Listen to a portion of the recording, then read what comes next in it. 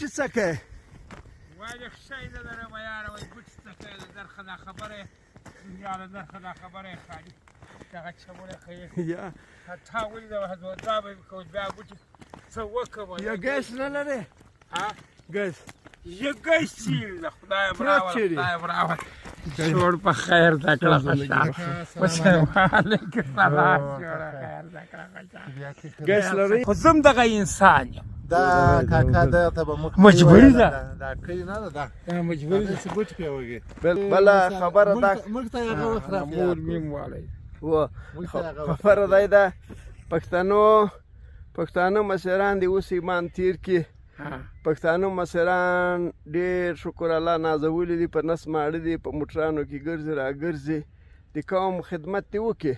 د موږ قوم له شناخته محرومه ده شناخت نه لري نو یو دغه شناخت یې ستاسې انسان ده نن انسان څوک مني نه مني انسانیت شته نسته قرابت دا نه ده نن سبا پخوا خو قرابت و یو به وږی سو بل به مړاوه په خدا یو نه و پخوا سې به ودونه و د چا واده و قریبانه به چا پسه را روان کړی چا به وروڼه راخیستي و دغه یې و دا شی اوس شته نسته اوس نسته وام کتونه یې نسته شای نسته دغه کتونه یې سې که موږ زاره وچاده په لاسونه مې دی سودی سرې تړاک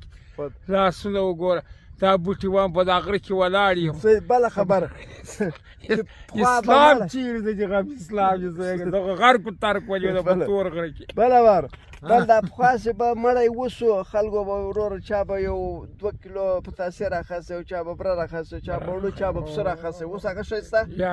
تا په یاد یې که دا شیان و ما په یاد یې زه خو اوس ورځې هلک خو نه یم یاره چې سلو اویا 15 اویا وکړو اوس شپږ اویا کړو والله ماشاءالله بیا قسم د شپږ اویا کاله چې ما سوي دي حاجي مورې کوچ راخه ګاټم پاله د بغې چې کوم راغلي دي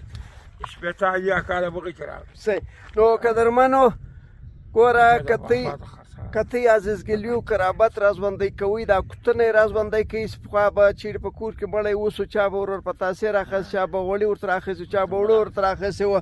چا به یو پسه ورته راوستلی و راځئ دغه راژوندی که قرابت هم په دې راژوندی کېږي نو به یو تمه امید پیدا سي چې له پلانې کاکا سره به کښېنم له پلانې سره به کښېنم سبا مړی راځي سبا غم ښادي راځي نو هغه شی چې ورک شي قرابت هم ختم شو د ترکو بنیادي شی دا دی کوتونه یې راژوندی کوي د مړي په وخت باندې به له کوره ډوډۍ شیانمیان وړئ دغه شی راژوندی کوي بیا قرابت راژوندی کېږي کوم کوتونه یې نه کړو راژوندی او دا د مړي په ورځ باندې چې هر چا به یو پسه یو شی راخیستی دا د مړي کور ته نو دوی ته به ویل چې تی کښېنئ په تی غم ده د تاسې ټوله ګزاره به په موږ کړي دا راژوندي کوي بیا به پښتو پښتونولي هر شی راژوندی شي که نه ولاکه ترکی سو ولاکه پښتون سو